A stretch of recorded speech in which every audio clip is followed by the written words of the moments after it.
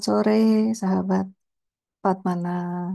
Om Swastiastu, Rahayu, salam sejahtera. Terima kasih atas kehadiran Bapak Ibu dan teman-teman kembali bersama kami, bersama saya Eka dan Putri, partner saya di Patmana. Terima kasih Pak Wayan telah hadir kembali bersama Patmana sore ini. Sebelum kita memulai acara, mari kita bersama-sama menyanyikan lagu Indonesia Raya terlebih dahulu dengan mic tertutup. Silahkan, Rini, tolong.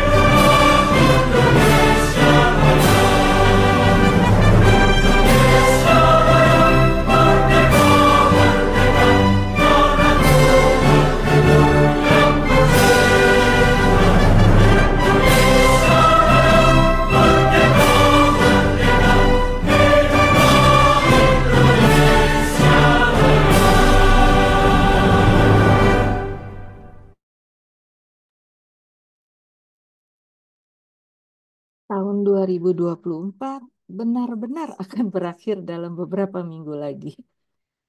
Setelah selama setahun di tahun 2024, Patmana fokus mendalami topik-topik yang berkaitan dengan emosi. Tahun depan kami akan membawakan topik-topik yang jauh lebih menarik, tentunya tetap tentang kesadaran yang akan menuntun kita semua dalam mengenal jati diri kita. Bulan lalu Pak Wayan telah mengulas tentang emosi dan peran kehidupan kita. Dan hari ini sebagai penutup webinar Patmana tahun ini, Pak Wayan akan mengulas tentang memahami peran kehidupan kita di dunia.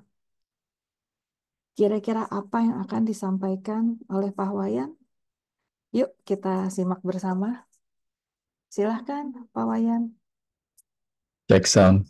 Aman, Bu Eka? Aman, aman. Sebentar Oke, saya jadiin co-host ya. ya. Selamat sore. Assalamualaikum warahmatullahi wabarakatuh. Salam sejahtera, Namo Buddhaya, Om Swastiastu, Bapak Ibu semua yang hadir pada sore hari ini. Ada 21 orang. Jadi, hari ini kita akan berbincang kembali tentang melanjutkan apa yang dulu kita sama-sama pelajari, sama-sama kita renungkan tentang emosi dalam diri kita selama kita menjalani peran kehidupan.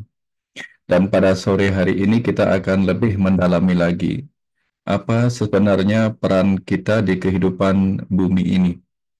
Tapi sebenarnya ini menarik, Bu Eka. Menariknya tuh begini.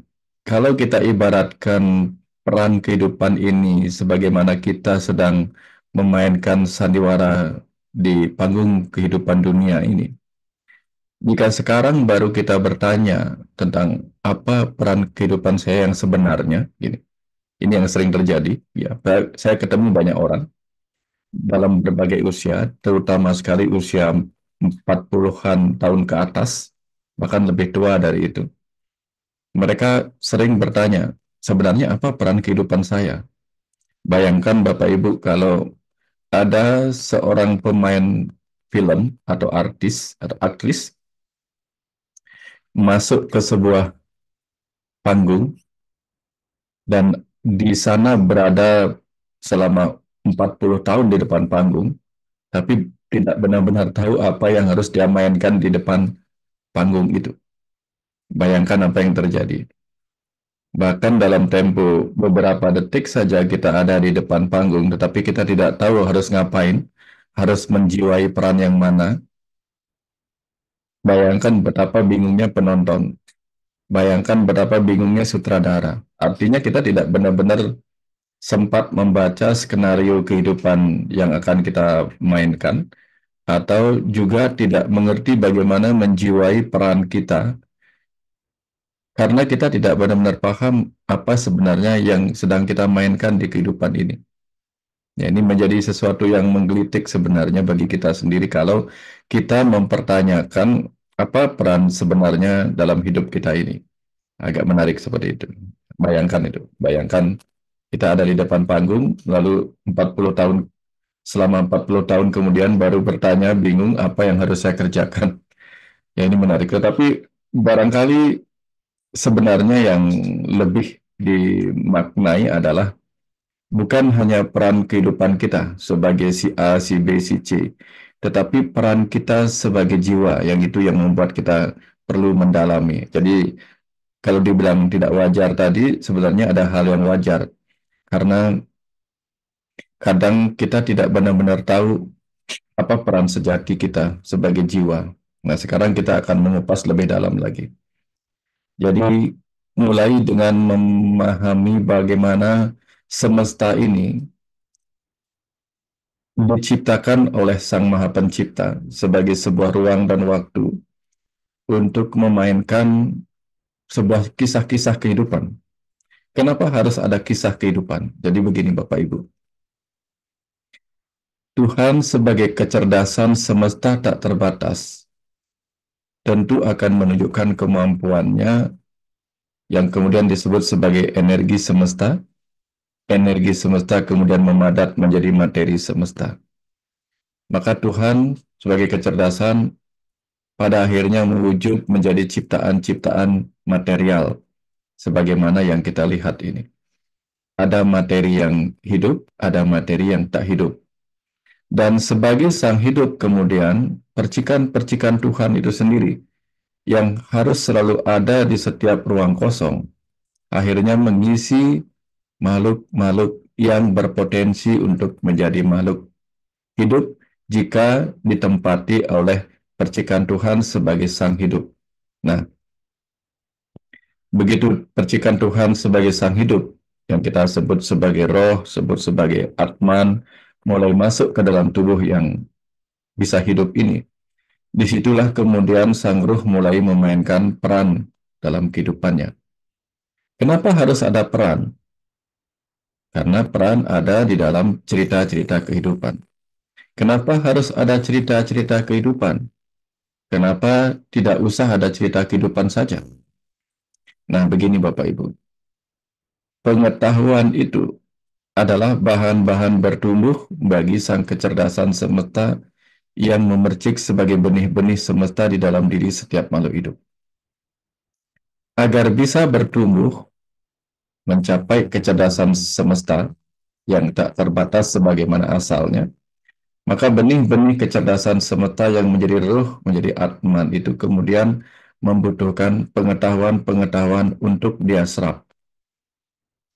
Sebagaimana halnya tubuh materi akan membutuhkan energi-energi yang memadat menjadi materi di bumi, entah berupa makanan, berupa minuman, berupa udara, untuk kemudian membuat tubuh ini bertumbuh terus-menerus agar terus bisa digunakan selama masa waktu tertentu di muka bumi ini. Jadi tubuh materi akan menyerap materi, tubuh energi akan menyerap energi. Nah, percikan kecerdasan semesta tak terbatas yang menjadi ruh kita membutuhkan pengetahuan-pengetahuan untuk dia serap. Maka disiapkanlah tubuh kita ini, manusia ini disiapkanlah otak yang memiliki pikiran dan perasaan. Pikirannya disiapkan untuk menyerap pengetahuan-pengetahuan yang ada di kehidupan. Perasaannya disiapkan untuk menyerap pengalaman-pengalaman rasa di kehidupan ini. Dan karena kebanyakan manusia, kebanyakan kita enggan atau gampang lupa terhadap pengetahuan-pengetahuan yang diajarkan secara literal gitu. Maka dibuatlah storytelling. Ya, sebagaimana kita tahu dari kecil, kalau kita mendengarkan cerita-cerita kehidupan itu lebih gampang mengingatnya daripada kita belajar menghafal. Jadi kehidupan ini kemudian menyediakan pengetahuan-pengetahuan yang supaya bisa diingat dan diserap, tidak disampaikan oleh kehidupan ini sebagai hafalan-hafalan, melainkan lebih sebagai storytelling. Nah, maka kehidupan ini pun dipenuhi oleh pengetahuan-pengetahuan yang dikisahkan melalui peristiwa-peristiwa kehidupan yang kemudian menjadi cerita-cerita di panggung sandiwara kehidupan ini.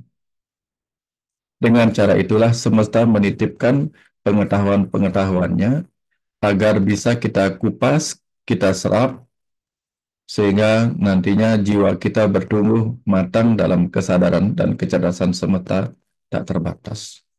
Jadi, jangan meminta Tuhan mengajari kita dalam bentuk hafalan-hafalan. Tidak. Tuhan semesta ini kemudian menyiapkan cerita-cerita kehidupan untuk kita tonton, kita perdengarkan, kita rasakan dengan seluruh panca indera kita, lalu kita resapi pesan-pesan apa yang ada di cerita-cerita kehidupan ini. Sebagai dasar penting kemudian ketika kita menjalani peran-peran kehidupan ini menggunakan energi dan tubuh materi, maka kita pun terjebak ke dalam apa yang disebut sebagai hukum fisika, hukum fisik. Apa yang diajarkan oleh Newton dalam hukum fisika, bahwa hukum aksi reaksi menyebabkan kita paham setiap aksi memunculkan reaksi, begitulah kehidupan ini di mana kita melakukan tindakan dengan pikiran kita, dengan energi kita, dengan tindakan kita, perilaku kita, akan mengembalikannya sebagai buah dari tindakan itu. Maka kita terjebak di dalam apa yang dikenal sebagai hukum tindakan atau hukum karma dan pahala. Jadi hukum buah dari setiap tindakan kita. Nah, agar kita paham hasil atau buah dari tindakan kita, maka kita diajak untuk terus-menerus merenung kepada buah-buah pikiran yang wujud menjadi kisah-kisah kehidupan, buah-buah budidaya, akal budi kita yang kemudian mewujud menjadi budaya. Di situ kemudian kita kupas buahnya, kupas kulit buahnya, agar kita mendapatkan isinya, nutrisi yang ada di dalam daging kisah, agar kita bisa mendapatkan bahan-bahan bertumbuh dalam kematangan jiwa, kesadaran, dan kecerdasan semesta kita. Jadi dari sini mudah-mudahan mulai dipahami kenapa harus ada kehidupan, kenapa harus ada cerita kehidupan, dan kenapa kita harus ada di dalam peran-peran kehidupan ini untuk memainkan cerita-cerita kehidupannya. Agar dengan itu kita benar-benar bisa menjiwai apa yang kita pelajari. Dan tidak sekadar hafal apa yang diajarkan kepada kita. Itu sebabnya di Islam, di ajaran-ajaran kitab suci, sering dikatakan bahwa ayat itu adalah tanda-tanda. Ayat juga bermakna sebagai bagaimana kita menghayati atau menjalani kehidupan ini dengan penuh penjiwaan, agar kita benar-benar bisa memainkan peran kita dengan sebaik-baiknya sebagai jiwa yang dulunya berasal dari kemurnian, sekarang memainkan kemurnian, dan kelak akan pulang kembali ke asal yang berupa kemurnian sang jiwa semesta. Nah, dari sini kemudian kita merenung apa sebenarnya peran kehidupan kita. peran kita sebagai tubuh, sebagai pikiran, dan sebagai jiwa.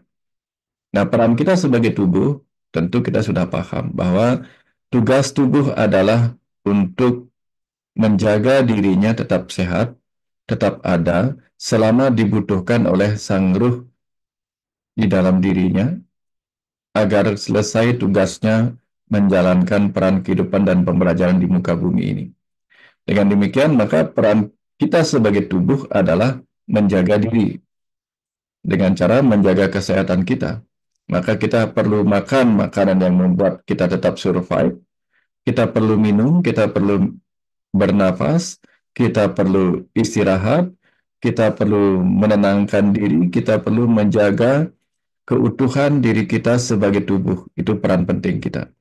Jadi kalau bicara tentang peran kita sebagai tubuh, maka jangan lupa makan yang sungguh-sungguh makan, bukan makan yang sebenarnya justru membuat tubuh kita menjadi tidak berdaya oleh kelebihan makanan yang kita simpan sebagai lemak-lemak yang malah mengganggu kita.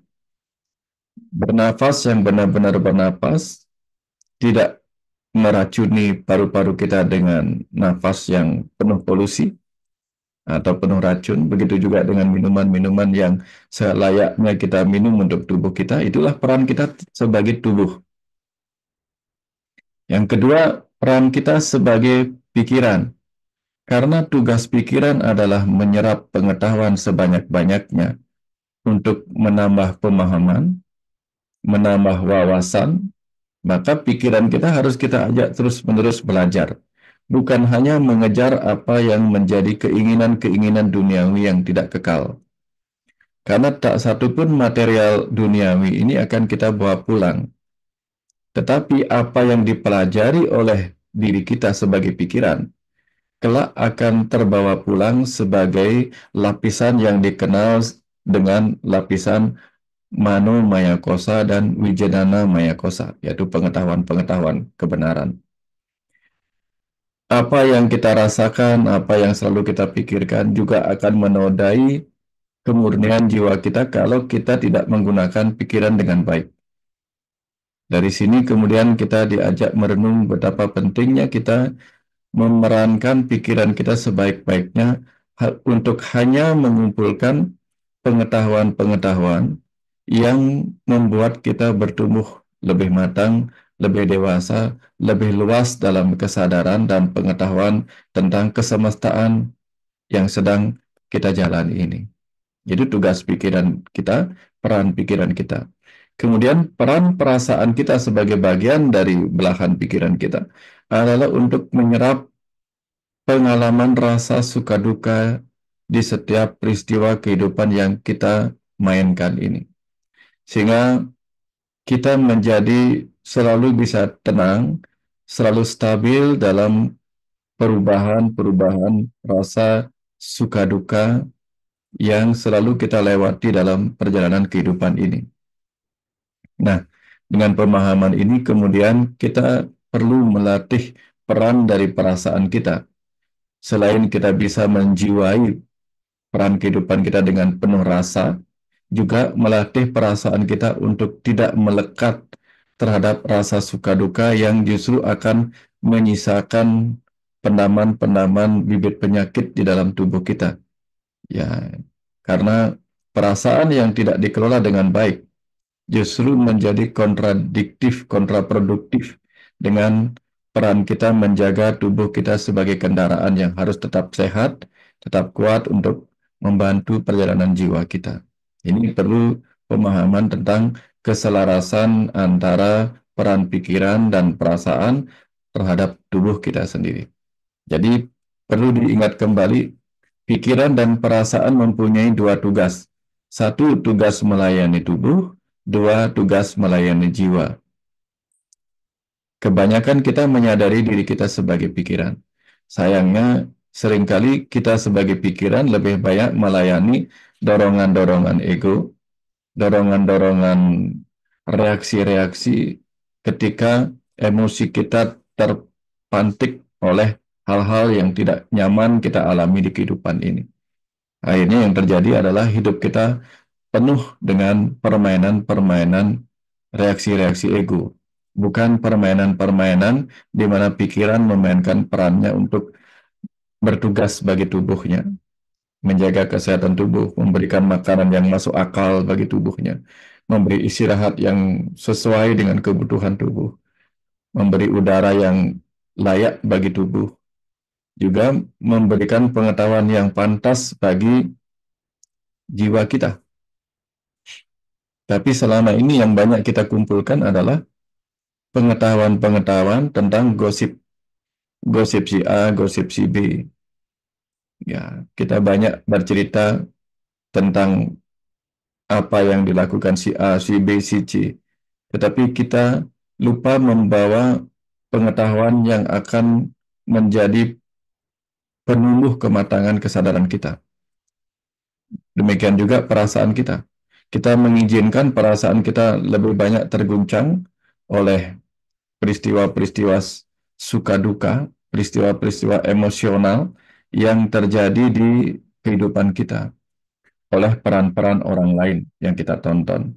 Akhirnya kita lupa menjadikan perasaan kita sebagai pengumpul pengalaman rasa bagi jiwa kita agar menjadi lebih matang dalam kesadaran. Ini tantangannya. Yang terakhir adalah peran kita sebagai jiwa yang memberi hidup kepada tubuh ini, memberi kecerdasan kepada pikiran ini. Sehingga kadang-kadang kita mengalami kesulitan ketika memberikan tuntunan kepada pikiran kita sendiri, karena pikiran lebih banyak digelapkan oleh reaksi-reaksi ego. Makanya tuntunan hati nurani di dalam seringkali tidak terdengar oleh pikiran. Sehingga dalam kesadaran kita sebagai ruh, kita menjadi tersiksa oleh ketidakmampuan kita mengendalikan pikiran kita sendiri.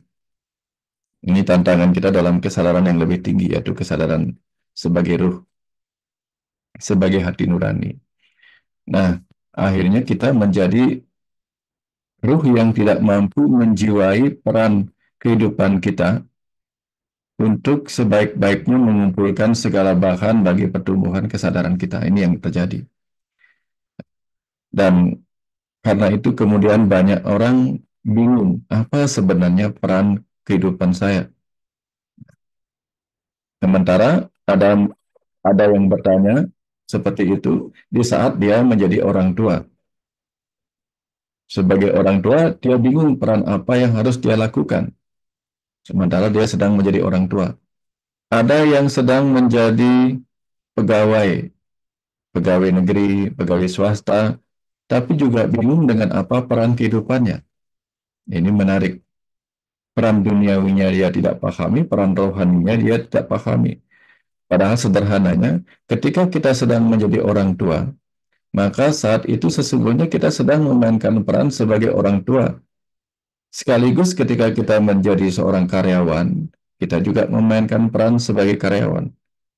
Kalau kita saat itu juga sedang menjadi seorang anak dari orang tua yang masih hidup, maka kita harus memainkan peran kita sebaik-baiknya sebagai seorang anak yang berbakti kepada orang tua.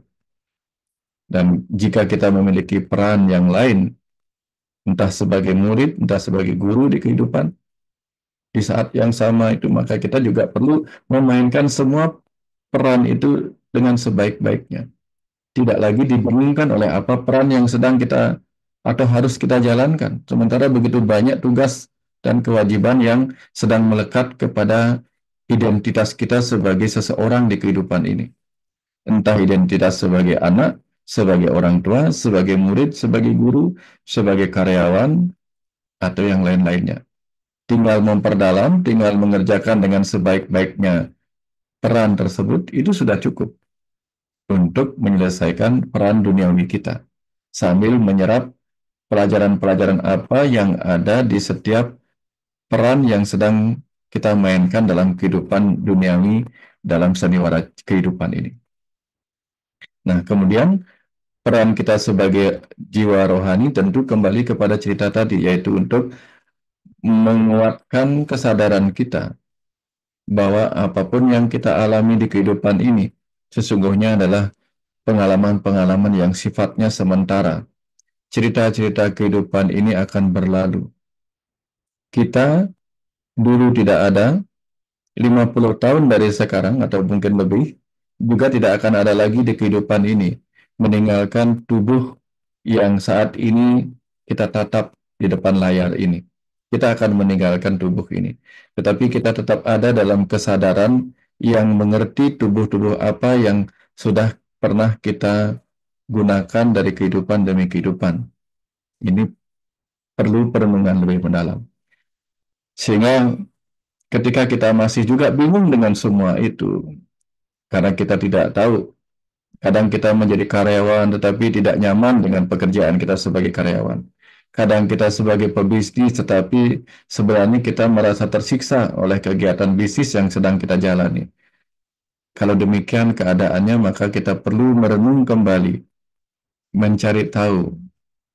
Ini bukan tentang peran lagi, tetapi tentang passion kita yang kita perankan. Mana sebenarnya peran yang benar-benar harus kita ambil. Jangan sampai kita memakai pakaian Arjuna, memainkan peran Bima. Jangan sampai kita memainkan peran Sakuni, sementara kita dipakaikan pakaian Krishna, gitu misalnya kalau kita menganalogikan dengan kisah-kisah pewayangan. Sehingga jadinya nggak nyambung dengan tubuh kita, dengan passion kita, dengan potensi diri kita. Nah, dari sini kemudian kita perlu merenung kembali. Ketika kita ingin mengenal lebih dalam, apa sebenarnya peran kehidupan yang harus kita lakukan? Kita perlu melakukan setidak-tidaknya 9 hal ini. Yang pertama, ini boleh dicatat, yang pertama yang perlu kita lakukan adalah sering-sering melakukan refleksi diri, perenungan. Renungkan, kontemplasi, apa sih nilai-nilai yang kita anut selama ini, yang membuat kita nyaman dengan nilai-nilai itu. Apakah nilai-nilai dalam ajaran agama kita membuat kita nyaman, atau justru kita menjalankan agama tapi penuh dengan perdebatan dengan ajaran agama kita sendiri. Nah, kalau demikian, maka kita perlu membuka diri untuk lebih mendalami lagi pengetahuan-pengetahuan agama kita sendiri. Ya, kita perlu melakukan refleksi, perenungan terhadap nilai-nilai yang kita anut. Kemudian kita juga perlu melakukan perenungan terhadap minat kita. Apa sebenarnya minat yang benar-benar kita sukai, yang sesuai dengan keahlian kita, potensi diri kita. Jangan sampai kita menyanyi, ya, kita suka menyanyi tetapi penontonnya selalu bubar ketika kita menyanyi. Nah, ini kita renungkan. Ya, berarti kalau gitu kita tidak cocok menjadi penyanyi yang tampil di panggung. Cocoknya kita menjadi penyanyi untuk menghibur diri sendiri. Kita perlu lihat potensi diri kita. Sering-sering agar kita paham hobi apa yang kita lakukan akan membuat kita bahagia, mana yang tidak. Apakah kita memang pebisnis jiwanya, ataukah jiwa kita hanyalah jiwa karyawan? Karena ada perbedaan antara jiwa karyawan dan jiwa pebisnis. Jiwa pebisnis itu berani berinvestasi tanpa takut rugi. Kalau jiwa karyawan biasanya lebih banyak takut-takutnya untuk berinvestasi, lebih suka bermain di wilayah-wilayah aman. Ini bahan perenungan kita. Jadi yang pertama lakukan refleksi diri. Yang kedua kemudian usahakan kita untuk sering-sering melakukan eksplorasi, eksplorasi minat kita. Kadang-kadang ketika kita sudah lama melakukan sebuah kegiatan-kegiatan rutin, kita melupakan minat-minat kita terhadap yang lain.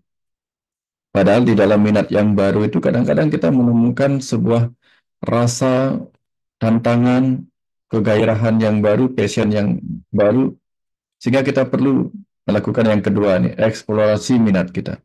Siapa tahu ternyata selama ini kita sukanya menyanyi, ternyata kita memiliki kemampuan untuk menjarit, atau kita mempunyai kemampuan untuk menulis buku tanpa kita sadari. Nah, ini perlu kita cek kembali minat kita, kesukaan kita terhadap hal-hal yang baru. Sehingga kadang kita perlu meninggalkan sejenak rutinitas kita. Pergilah ke tempat-tempat tertentu.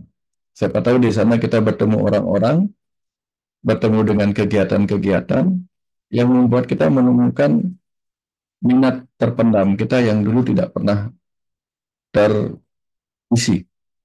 Jadi ada kisah di mana seorang anak yang masa kecilnya memiliki minat sebagai pemain piano. Tapi karena orang tuanya tidak mengizinkannya melakukan itu, karena dianggap tidak menghasilkan apa-apa, kemudian si anak difokuskan oleh bapaknya untuk belajar ilmu ekonomi, ilmu bisnis. Yang terjadi kemudian adalah bisnisnya terus-menerus gagal. Karena ternyata si anak tidak ada passion di dunia bisnis. Sementara dia melakukan itu hanya demi menyenangkan orang tuanya untuk bisa meneruskan bisnis yang diwariskan oleh bapaknya. Tapi ujung-ujungnya dia tidak bisa melaksanakannya dengan baik tugas tersebut. Karena ada bagian yang tidak dia sukai dan ada bagian yang dia sukai tapi tidak sempat dia jalankan.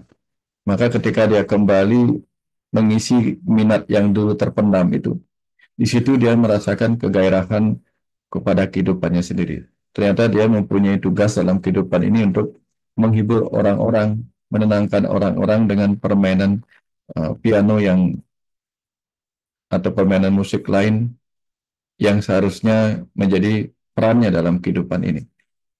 Oke, jadi yang kedua, telusuri minat kita. Siapa tahu ada minat dan hobi lain yang seharusnya kita perdalam, kita tumbuhkan, tetapi kita tidak mendapatkan kesempatan. Mungkin karena dulu tidak punya biaya, atau mungkin ada yang menghalangi ketika menua, atau sudah mapan, silahkan nikmati kembali apa yang dulu di masa kecil sangat membuat kita tertarik. Kemudian yang ketiga, hidup ini seringkali menjadi tidak terarah, tidak tahu apa peran kita, apa yang harus kita lakukan, karena kita lupa untuk menetapkan tujuan. Jadi menjelang akhir tahun ini, perlu rasanya kita menetapkan tujuan jangka pendek, tujuan jangka panjang di tahun 2025. Ya, sederhananya, silakan dicatat sederhananya apa yang mau kita tetapkan. Tentu kita akan berusaha untuk mendapatkan penghasilan atau uang. Pertanyaannya kemudian uang itu materi yang kita kumpulkan itu tujuannya untuk apa? Nah, ini perlu kita tetapkan dari sekarang. Perlu kita renungkan untuk membagi kekayaan yang mungkin akan kita dapatkan di tahun 2025 menjadi 4. Seperempat dari uang yang kita kumpulkan di tahun 2025 itu, kemudian kita tempatkan sebagai kewajiban atau dharma. Ini yang disebut sebagai catur purusa arta. Catur artinya 4, purusa itu artinya jiwa, harta itu artinya arta. Jadi ketika kita mendapatkan harta, kita gunakan untuk apa harta itu bagi jiwa kita? Seperempatnya kita gunakan untuk dharma, kewajiban-kewajiban. Entah kewajiban sebagai orang tua, kewajiban sebagai anak, kewajiban sebagai murid, dan sebagainya. Juga kewajiban sebagai warga negara. Kita sisihkan demikian.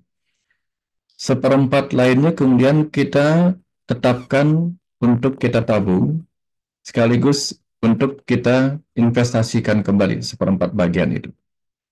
Ya, kita investasikan kembali sehingga kita punya gairah karena kita mau menginvestasikan dana kita untuk sebuah tantangan baru di dunia bisnis misalnya atau investasi yang lainnya.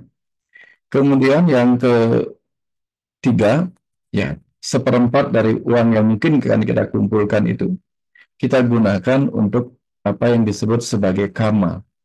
Kama itu artinya kesukaan, ambisi, keinginan-keinginan. Ya, mungkin kita ingin bepergian ke luar negeri, ingin beli sesuatu yang membuat kita bahagia, baju baru dan sebagainya.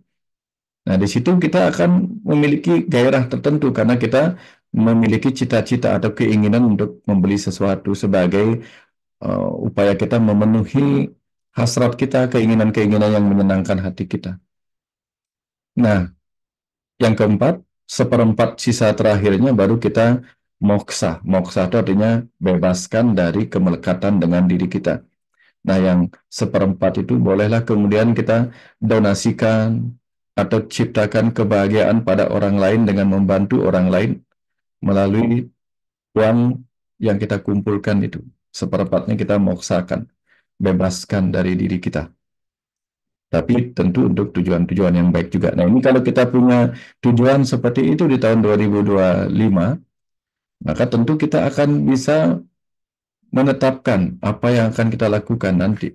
Kalau kita punya uang, atau ketika kita sudah punya keinginan kemana, tentu kita akan bekerja lebih keras memainkan peran kita saat ini, entah sebagai karyawan, pebisnis, atau apapun itu untuk menghasilkan materi-materi yang akan kita gunakan memenuhi 4 kebutuhan dari harta jiwa kita itu. Nah, ini tentang perencanaan masa depan kita. Berikutnya kemudian ketika kita masih juga galau, tidak tahu apa yang harus kita mainkan di kehidupan ini. Apa peran sejati kita karena kita belum menemukan gairah atau passion atau rasa nyaman pada apa yang sudah kita kerjakan. Saatnya kita perlu untuk diskusi sama orang lain, dengarkan orang lain, bicara dengan teman, keluarga, teman-teman kantor, supaya kita mendapatkan wawasan-wawasan baru. Wawasan-wawasan yang selama ini mungkin tidak kita ketahui. Atau mungkin saja kemudian orang lain memiliki kesempatan untuk melihat diri kita, menunjukkan penilaian mereka kepada kita, agar kita bisa tahu apa potensi diri kita yang dilihat oleh orang lain tanpa pernah kita sadari. Kadang-kadang tuh kita menemukan orang yang memiliki suaranya berpotensi menjadi penyanyi luar biasa. Tapi karena dia tidak menyadarinya, dia tidak mengembangkan hal itu. Nah, mungkin saja kita memiliki potensi-potensi yang sama, tetapi kita tidak menyadari itu. Walaupun orang lain sering mengamatinya. Nah, ini kita perlu ngobrol dengan orang lain sehingga kita diberi masukan apa yang harus kita lakukan sesuai dengan potensi diri kita yang dilihat oleh orang lain. Kemudian yang terpenting lagi tentu adalah bagaimana kita menambah ilmu kita dengan semakin banyak membaca, semakin banyak belajar. Belajar apa saja, belajar ilmu duniawi dan ilmu rohani, sehingga kita menemukan lebih banyak lagi wawasan-wawasan baru, hal-hal baru, ya, ide-ide baru, kreativitas-kreativitas baru yang membuat kita semakin bisa menyatu dengan perubahan-perubahan yang ada di kehidupan ini. Itu yang kelima, ya, belajar, terus belajar, lebih banyak membaca, sehingga kita bertambah wawasan dalam kehidupan ini. Kemudian libatkan diri kita dengan komunitas-komunitas yang baru. Ya, kadang kalau kita hanya terkungkung di dalam ruang kita sendiri, hanya diam di kamar, tidak pernah bertemu komunitas-komunitas yang lain, kita tidak terbuka oleh pengalaman-pengalaman baru yang sudah dialami oleh orang lain. Jadi yang keenam, mari buka diri kita untuk selalu bergaul dengan orang-orang. Selain itu juga karena pada kebutuhan hierarchy of need dari Maslow, pada bagian ketiga, kebutuhan kita adalah kebutuhan untuk dicintai, memiliki persahabatan, persaudaraan. Maka ketika bertemu dengan komunitas-komunitas baru yang positif, yang membuat kita menemukan potensi diri kita, yang mendukung kita untuk melakukan hal-hal yang menyenangkan kita, tapi berdampak positif bagi kematangan kita, sangatlah perlu kita coba untuk bertemu dengan komunitas-komunitas seperti itu. Ya, nah, misalnya dengan komunitas Padmana ini mungkin sekarang kita menemukan sesuatu yang baru lagi dengan pembelajaran seperti ini. Satu lagi kemudian yang ketujuh, kita bisa bertemu dengan diri kita sendiri di dalam dengan lebih banyak mengikuti kegiatan-kegiatan meditasi atau pelajaran-pelajaran spiritual, melakukan yoga, sehingga lama-lama kita terkendali secara pikiran, tidak lagi selalu dikendalikan oleh reaksi-reaksi ego kita, sehingga dengan ketenangan, dengan kejernihan, akhirnya pikiran kita mudah terkoneksi secara meditatif dengan kecerdasan ruh kita atau hati nurani kita. Sehingga nanti pikiran kita bisa menemukan apa yang sebenarnya menjadi tujuan atau visi misi kita lahir sebagai ruh dalam tubuh kita kali ini. Ini fungsinya meditasi, perenungan-perenungan diri, sehingga kita menjadi semakin kenal siapa diri kita. Yang ke-8 kemudian yang kita perlu lakukan adalah selalu siapkan diri untuk beradaptasi dengan perubahan-perubahan yang terjadi dalam kehidupan kita. Karena peran kita tidak selalu sama. Dulu mungkin kita tidak memiliki peran sebagai orang tua karena kita belum menikah. Begitu kita punya pasangan hidup, punya keluarga, punya anak, maka peran kita bertambah menjadi seorang tua. Atau nanti ketika kita bertambah tua, ya anak kita sudah menikah, maka kita menjadi memiliki peran baru sebagai seorang kakek atau nenek yang harus tahu bagaimana merawat, mengasuh cucu, atau mulai peran baru di mana kita harus tahu siapa diri kita yang sejati ketika kita sudah tidak lagi membutuhkan terlalu banyak urusan-urusan duniawi. Ini cara kita untuk mengenal diri kita. Dan yang kesembilan, dalam kehidupan ini ada sejumlah ajaran, salah satunya ajaran di Bali yang membagi makhluk hidup ini, manusia ini, terutama manusia, ke dalam 4 profesi utama. Satu disebut sebagai sudra. Sudra itu artinya mereka yang tugasnya bekerja. Bekerja melayani kehidupan dengan kekuatan-kekuatan fisiknya dalam pekerjaan. Sehingga ada yang menjadi petani, menjadi nelayan, menjadi buruh, menjadi tukang. Ya, itulah pekerjaan mulia yang kita kerjakan sebagai salah satu profesi kita. Yang kedua, ada profesi yang disebut sebagai wesya. Wesya itu artinya mereka yang bergelut di bidang ekonomi, perdagangan, memutar roda ekonomi, ya, bermain di wilayah penjualan barang dan jasa. Nah, ini kalau kita memang perannya di situ, maka kita harus menekuni peran kita dalam dunia bisnis untuk penjualan barang dan jasa. Yang ketiga ada peran yang disebut sebagai peran kesatria. Ya, kalau kita ada di wilayah itu, maka peran kita adalah sebagai seorang pelindung negara, ya, penjaga kehidupan ini, sebagai tentara, polisi, dan aparat-aparat keamanan lainnya, atau bahkan sebagai para pemimpin di sebuah kota, desa, negara, bahkan itu tugas sebagai kesatria. Yang keempat, ada tugas sebagai kaum Brahmana. Kaum Brahmana tidak saja sebagai orang-orang yang bergelut di bidang pemuka-pemuka agama, pemimpin-pemimpin upacara agama, tapi juga sebagai orang yang mencerahkan orang lain. Ini tugas kaum Brahmana, mencerahkan orang lain dengan pengetahuan-pengetahuan agama dan spiritual yang dipahaminya. Nah, dari sini kemudian kita perlu renungkan kembali diri kita. Apakah saya adalah di profesi sudra, pekerja yang harus bekerja keras menjaga kehidupan ini, ataukah kita sebagai wesya, kaum pebisnis, pedagang yang ikut memutar roda perekonomian, atau kita kaum kesatria, atau kita adalah kaum Brahmana yang bertugas dalam urusan-urusan agama, urusan-urusan spiritual, memberi pencerahan dan sebagainya. Nah, dari sini kemudian kita bisa mengenali lebih dalam diri kita. Seseorang yang lebih tahu apa peran sejati kita, melainkan diri kita lah yang lebih tahu. Sehingga sarannya adalah lebih banyak melakukan introspeksi diri, kontemplasi, perenungan-perenungan dengan 9 uh, poin-poin yang sudah yang sampaikan tadi.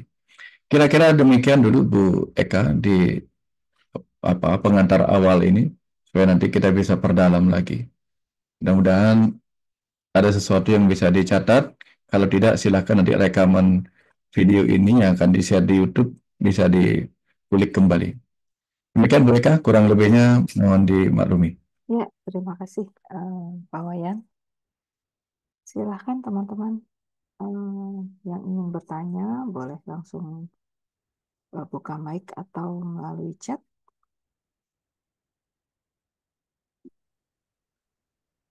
Aku boleh memulai, Boleh. Sorry, siapa ini saya? Putri. Oh, sorry. Putri nggak? Oke, silakan, silakan, Put. Pak Wayan, tadi saya tertarik dengan yang Bapak sebutkan adalah empat pembagian di Bali itu, Pak, tentang peran-peran itu, Pak. Kalau misalnya seseorang yang berada di kelompok tertentu melalaikan tugasnya dalam kehidupan dia sekarang, apakah Tuhan yang di dalam diri ataukah sang jiwa itu akan melakukan suatu teguran atau hukuman yang kemudian akan mempengaruhi kehidupannya sekarang, Pak? Mohon lebih didalami, Pak. Terima kasih. Terima kasih Bu Putri. Ya, bicara tentang Tuhan sebagai yang menegur itu tentu di dunia spiritual sebagaimana yang sering yang bagikan, tentu tidak seperti Tuhan sebagai algojo atau ya apa hakim gitu ya. Tuhan di dalam diri kita, yaitu percikan jiwa kita, tentu memberikan rasa tidak nyaman kepada diri kita sendiri. Kalau kita misalnya seorang petani atau kita seorang guru, tapi kemudian lebih banyak berdagang, atau kita seorang pemuka agama, lebih banyak menggunakan keilmuan kita justru untuk berdagang ilmu agama dan sebagainya, tentu itu akan membuat jiwa kita tersentak di dalam. Ya, karena bukan berarti seorang guru agama, pemuka agama, orang-orang suci tidak berhak mendapatkan penghasilan dari situ. Tidak disebut sebagai penghasilan, melainkan disebut sebagai guru daksina. Guru daksina itu artinya apa? Bentuk cinta kasih dari para murid, orang-orang, umat-umat kepada mereka yang disucikan. Untuk membantu para orang suci juga memenuhi kebutuhan hidupnya. Tapi tidak dalam konteks dia memperjualbelikan hal seperti itu. Dan risikonya seringkali ketika orang-orang seperti itu yang ditugaskan dalam mencerahkan itu, ditugaskan sebagai pemuka agama itu memperjualbelikan, jadi lebih kepada untung rugi atau bisnis itu, seringkali yang terjadi adalah mereka kehilangan karisma. Jadi jiwanya tidak lagi memancarkan itu. Ini yang sering terjadi. Sehingga orang-orang mulai kehilangan kepercayaan. Karena ketika menjadi pemuka agama, ketika menjadi penceramah, mereka benar-benar mengalirkan aliran jiwanya yang penuh cinta kasih. Kalau aliran jiwa yang penuh cinta kasih yang keluar, maka tidak ada kata-kata yang menyakitkan keluar dari diri seorang yang bertugas sebagai kaum Brahmana itu. Yang ada adalah kata-kata yang menenangkan, kata-kata yang mendamaikan, kata-kata yang membuat seseorang terbangkitkan motivasi hidupnya. Nah, itu yang terpancar dari jiwa seorang yang bekerja di memang berperan sebagai kaum Brahmana. Kaum kesatria misalnya, para pemimpin, para penjaga kehidupan, para kesatria, ketika mereka bermain di dunia bisnis, nah ini juga berbahaya sekali. Kita sudah sering melihat itu. Ketika para pemimpin ya lebih banyak mencari keuntungan bagi dirinya sendiri, ketika para kesatria menyelamatkan dirinya sendiri dan mengabaikan tugasnya sebagai pelindung yang siap mengorbankan diri bagi kehidupan yang dijaganya, ya, mereka kehilangan karisma sehingga mereka sering dihujat. Ya, apapun kata-kata mereka sulit mendapatkan kepercayaan lagi. Jadi yang menghukum itu adalah jiwa mereka sendiri. Ya, sehingga apapun yang dikeluarkannya tampak pintar, tampak bagus, tetapi karena tidak didukung oleh jiwa di dalamnya, ya tidak berkarisma. Bahasa Balinya tidak metaksu gitu. Nah, kemudian ketika seseorang itu bekerja sebagai pedagang gitu, yang namanya pedagang tentu ada seni-seni kaum pedagang yang harus mereka lakukan. Bagaimana seni dunia bisnis. Ya, mereka kalau main dunia bisnis, mereka tidak boleh sebagai seorang kesatria. Artinya, yang melayani orang bagaikan seorang penjaga, gitu. Nggak bisa. Yang namanya mereka dunia bisnis, kan mereka harus memperlakukan tamu sebagai raja, gitu. Bukan dia sebagai rajanya atau kesatrianya, gitu. Ini contoh-contohnya. Nah, kalau kita menjadi seorang sudra, pekerja, ya, maka tentu kita harus menjadi pekerja yang benar-benar melayani kehidupan ini dengan setiap keahlian yang kita miliki. Karena kemuliaannya ada di situ. Ya, kalau seorang pekerja justru lebih banyak tidak bekerjanya, ya malah seperti pedagang gitu. Artinya lebih banyak memikirkan untung rugi dalam bekerja, berbahaya juga. Jadi yang menghukum itu jiwanya, sehingga mereka bekerja menjadi tidak nyaman. Sama dengan seorang yang saya sebutkan tadi, seorang pekerja mencoba bermain di wilayah entrepreneur, jadi mencoba menjadi pebisnis, kacau dia, error di situ dia biasanya. Belum apa-apa sudah apa gagal sedikit menyerah. Ya, baru buka toko, belum ada tamu dalam sebulan sudah frustasi. Tapi kalau pebisnis tidak seperti itu, mereka akan tenang-tenang saja gitu. Karena memang passionnya di situ gitu. Jadi ada orang datang tidak belanja nggak apa-apa mereka kalau pebisnis. Tapi kalau pekerja, mereka akan menganggap kalau nggak ada yang belanja ini mati saya gitu. Karena mereka merasa penting mendapatkan uang terus-menerus dari kerja. Nah ini, jadi kalau pebisnis disuruh jadi petani, kacau juga. Ya, kacau dia. Karena petani itu adalah orang yang memang sangat kuat jiwanya menghadapi alam itu sendiri. Kadang di musim hujan, airnya berlimpah, tanaman mati. Di musim kemarau, susah payah mencari air. Itu kalau mental tidak kuat menjadi petani, itu berat sekali itu. Ya, bahkan menjadi tukang parkir itu adalah tantangan yang berat. Ya, kita harus bisa melihat setiap peran itu adalah peran-peran mulia. Ya, kalau tukang parkir tidak memainkan perannya dengan sebaik-baiknya, kekacauan bisa terjadi. Jadi ada kemuliaan yang mendalam pada diri setiap orang gitu. Kalau kita bisa melihat orang mampu menjalankan pekerjaannya dengan sebaik-baiknya. Ya, kira-kira seperti itu sih Bu Putri. Ya, jadi yang memberi hukuman tanda petik itu adalah diri kita di dalam, yaitu jiwa kita dengan tanda-tanda munculnya ketidaknyamanan, passionnya hilang, gitu. Itu tanda-tanda jiwa kita tidak selaras dengan apa yang kita kerjakan. Ya, ada juga dokter, ya perawat, kalau tidak passion dengan pekerjaannya, bisa marah-marah dia kalau ada pasien banyak, gitu. Karena capek juga, gitu. Tapi kalau sudah passion kita di situ, begitu melihat senyum kesembuhan, itu sudah bahagianya luar biasa. Kalau kita benar-benar memainkan peran itu. Kira-kira seperti itu, Bu Putri. Baik, terima kasih Pak Wayan. Nanti silakan dibantu Bu Eka. Ya, Ada beberapa pertanyaan di chat. iya, jadi dari Bu Fristi pertanyaan pertamanya, Pak mau tanya, bisakah kita punya double peran, misalnya sebagai brahmana dan pebisnis?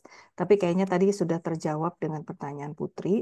Lalu ada lanjutannya, jadi kalau konsepnya jualan agama, tapi kalau misalnya profesi sebagai seorang psikolog atau konselor atau coach, gimana Pak?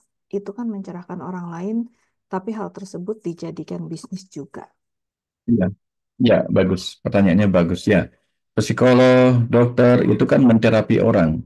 Dia melayani orang, memberi pencerahan kepada orang, sekaligus dia ada di dalam dunia bisnis, yaitu menjual jasa, jasa konsultasi, jasa penyembuhan, dan sebagainya.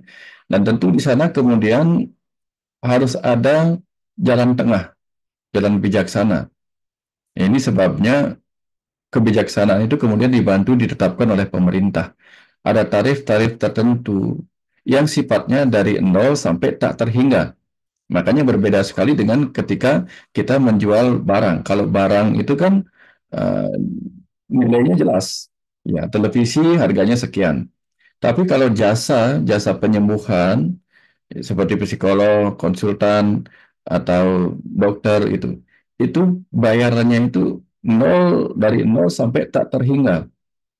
Ya, nilainya itu ditentukan oleh keikhlasan. Ya. Kalau dulu saya seringkali ketika praktek itu nggak pernah minta bayaran berapa. Ketika saya ditanya sama pasien dulu ya, waktu saya tuh masih praktek, saya selalu akan mengatakan, ya terserah berapa ibu bisa. Ya, kalau dia bilang, hari ini saya tidak punya uang, oh tidak apa-apa.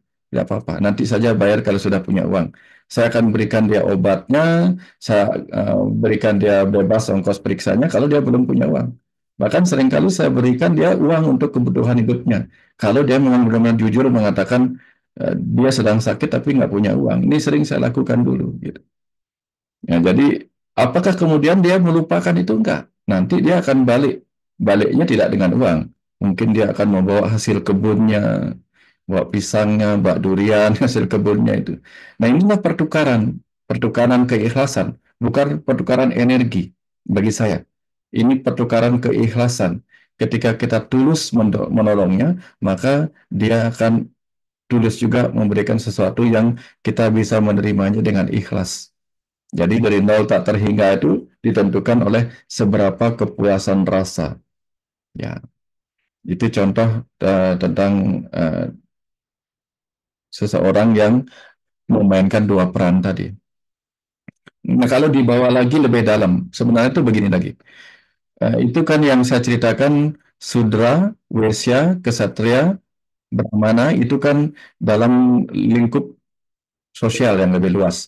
Dalam lingkup diri kita sendiri, sebenarnya keempat tahapan keempat profesi itu memang juga kita jalani. Ada saat di masa kecil kita menjadi sudra, jadi benar-benar melayani. Tugas kita melayani membantu orang tua kita, menyapu di rumah kita, melakukan pekerjaan rumah tangga kita. Itu kegiatan kita sebagai sudra. Kemudian ketika kita mulai beranjak, mulai punya keluarga. Nah, di situ kita menjadi wesya, menjadi pedagang. Karena apa? Karena kita harus memainkan bisnis dalam keluarga kita sehingga keluarga kita memiliki pemasukan dan pengeluaran yang jelas. Di sini kita mulai berdagang. Entah kita mau menjual jasa, entah kita mau menjual barang supaya keluarga kita tetap bisa hidup. Nah, kemudian ada masa dalam diri kita menjadi kesatria, yaitu menjadi pemimpin. Ketika kita berkeluarga, kita menjadi raja dan ratu bagi kerajaan kecil keluarga kita. Sehingga kita harus tahu bagaimana melindungi keluarga kita, melindungi anak istri, melindungi suami kita, melindungi keluarga kecil kita. Itu tugas kita sebagai kesatria. Nah, ketika kita mulai menua menjadi seorang kakek atau nenek, di situ kadang-kadang kita harus mulai memainkan peran sebagai Brahmana. Ya, memimpin upacara-upacara di rumah kita sendiri, kemudian mencerahkan anak cucu kita. Nah, itu yang kemudian kita mainkan diri kita sendiri, gitu. Ya, itu contohnya. Jadi jangan takut sebenarnya ketika kita melakukan apapun peran kita dengan ketulusan, jangan takut. Semesta tahu bagaimana mengembalikan apa yang kita butuhkan. Ya, dulu saya buka klinik, banyak pasien datang, saya gratiskan. Gaji yang saya kumpulkan tidak banyak di bawah tahun 2000 itu. Gaji saya hanya 2 juta. 2 juta itu saya belikan obat-obatan, itu. Sehingga saya bisa memberikan penanganan gratis di klinik saya sendiri. Sehingga ujung-ujungnya pendapatan klinik juga tidak cukup untuk membayar sewa klinik, sehingga harus saya kembalikan kliniknya setelah beberapa tahun saya tempati. Itu untungnya punya keluarga. Tapi apakah kemudian saya tidak dibantu? Ada saat ketika saya kekurangan di klinik itu, tiba-tiba datang tamu dari Hawaii. Datang dari dari Hawaii, hanya untuk ngobrol-ngobrol, tidak periksa apa-apa, lalu memberikan saya uang. Uang yang nilainya hampir sekitar 2 juta. 2 juta berapa? 2.150.000. Tapi ketika diberikan uang itu saya sadar uang ini akan diambil oleh seseorang. Dan benar, tepat ketika uang itu sudah saya terima, seketika ada orang nelpon mau meminjam uang. Jadi senilai 2 juta. Ya. Sisa 150, saya sudah yakin akan ada lagi yang meminjamnya. Di hari yang sama, 150 juga diambil oleh keluarga yang lain. Jadi pergi, datang dan pergi begitu saja. Ya, jadi dengan cara demikian saya tidak perlu mengeluarkan uang sendiri yang tidak cukup, tapi ada orang lain memberikan uang untuk saya salurkan kepada yang membutuhkan bantuan saya. Jadi semesta punya cara yang unik dan saya mengamati dalam peran saya selama ini mengamati hal-hal ajaib ya, dan aneh-aneh seperti itu. Jadi selalu tahu bahwa kalau kita melakukan sesuatu dengan jalan yang benar, Tuhan akan tahu apa yang harus dikerjakannya selama kita mau memainkan peran kita. Nah, mudah-mudahan ini menginspirasi Bapak Ibu semua untuk berani melakukan apapun tugas kita tanpa memikirkan hasilnya. Inilah yang dalam ajaran Bhagavad Gita, Sri Krishna pernah berkata kepada Arjuna, Karmani eva dikaraste ma palesu kadacana. Kerjakanlah apa yang menjadi tugas dan kewajibanmu tanpa memandang hasil. Serahkan urusan hasilnya kepadaku. Nah, ini mudah-mudahan ini menginspirasi. Terima kasih Bu Eka sudah membacakan. Silakan dibacakan lagi Ya, pertanyaan. ya ini dari Pak Made Ari. Selamat sore Guru, izin bertanya bagaimana pahami keadaan seseorang yang awam sering sebut sebagai mengalami sakit jiwa atau gila. Bagaimana posisi atau peran jiwa dan tubuhnya berlaku dalam kehidupan ini. Matur suksma. Ya. Rahayu. Kadang-kadang ada ruh yang memang ditakdirkan mengalami kondisi gangguan jiwa, sehingga dengan berbagai situasi menyebabkan dia mengalami gangguan jiwa itu. Mungkin kehidupan kali ini berada di dalam tubuh manusia adalah berkah baginya, tetapi tidak bisa sepenuhnya dia gunakan. Hanya sebagai berkah untuk mengingatkan dirinya bahwa dia dulu mungkin tidak menggunakan tubuhnya dengan sebaik-baiknya. Dan seringkali roh-roh yang hadir dalam peran sebagai orang gila itu sedang mengingatkan kita. Mereka ditakdirkan sebagai guru tanda petik, ya, guru yang menginspirasi kita. Jangan sampai kita lebih gila dari orang yang mengalami sakit jiwa itu. Ya, kalau kita tidak ditunjukkan hal-hal seperti itu, kita tidak tahu betapa berbahayanya kalau kita tidak menjaga kesehatan jiwa kita juga. Kalau kita tidak memperlakukan mental kita dengan baik, tidak tahu bagaimana mengendalikan emosi kita, jangan-jangan kita menjadi pribadi yang terjebak dalam depresi dan malah menjadi sakit jiwa. Nah, jadi mereka juga mengajarkan kepada kita bahwa seringkali ada juga orang sakit jiwa yang disebut schizophrenia, ya, kepribadiannya pecah, mengalami halusinasi, kadang halusinasi visual, halusinasi dengar. Itu mengingatkan kita, kalau kita mendengarkan bisikan-bisikan, walaupun kita masih sehat, masih normal, hati-hati, jangan terlalu meyakini kebenaran bisikan-bisikan yang datang dari luar, ataupun yang datang dari dalam, karena belum tentu itu kebenaran. Ya, kadang-kadang itu bisa menipu juga. Makanya itu juga mengingatkan kepada kita, apapun yang saya katakan, jangan buru-buru dipercaya. Karena kalau buru-buru dipercaya dan yakin bahwa apa yang saya sampaikan adalah sebuah kebenaran, itu bisa berbahaya. Itu juga namanya gila pada apa yang saya katakan. Jadi orang-orang gila dihadirkan supaya kita tetap menjaga kewarasan kita. Yang disebut orang waras adalah orang yang selalu eling. Eling itu sadar, karena orang yang gangguan jiwa itu tidak sadar. Kalau dia eling dan waspada, maka kita akan terhindar dari gangguan-gangguan jiwa seperti itu. Nah, jadi jangan sampai terlalu curiga, karena gangguan jiwa salah satunya adalah paranoid, penuh kecurigaan. Ya, curiga orang-orang ingin membunuhnya, curiga dirinya dikejar-kejar, gitu. Nah, hati-hati dalam takaran yang tidak terlalu mendalam, ya, terlalu berat. Kadang-kadang kita juga sering mengalami itu, mudah curiga kepada orang lain, ya, terlalu percaya kepada berita-berita hoax, gitu.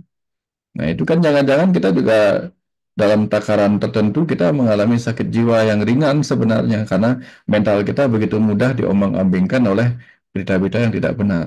Jadi kehadiran orang-orang dengan sakit jiwa itu mengingatkan kita bahwa kita tidak perlu menjadi seperti mereka.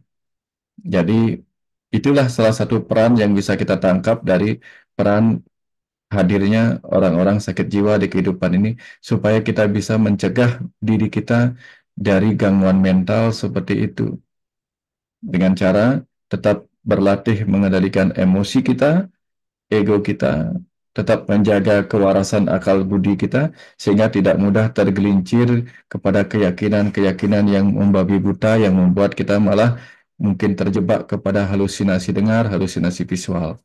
Kira-kira seperti itu tanggapannya, Bu Eka. Baik, Terima kasih Ya. Pak Wayan. Silahkan Bu Rosnani, boleh lu buka mic Bu. Dibuka dulu Bu, di unmute dulu mic-nya. Oke, terima Ya, kasih Bu ya, Eka dan silakan. selamat petang. Apa yang ingin saya tanya dengan Pak Wayan, terima kasih Pak Wayan, terharu sekali inspirasi yang diberi pada petang ini. Nama apa yang saya nak tanya ialah, bagaimana kalau kita mencurigai diri kita sendiri? Adakah itu paranoid? Macam saya contoh, saya merasakan walaupun saya dah pernah berjumpa dengan Pak Wayan, saya dah pernah datang dengan Pak Wayan, saya dah belajar spiritual. Saya rasa ah, saya tidak seperti orang yang sudah berjaya-berjaya begitu dalam spiritualnya. Begitu. Jadi mencurigai diri sendiri yang saya alami, how to resolve this, apa yang ini. Terima kasih Pak Arian. Apa yang saya alami. Ya, terima kasih Bu Rosani. Ya, kadang kita kehilangan batasan terhadap bahkan terhadap diri kita sendiri.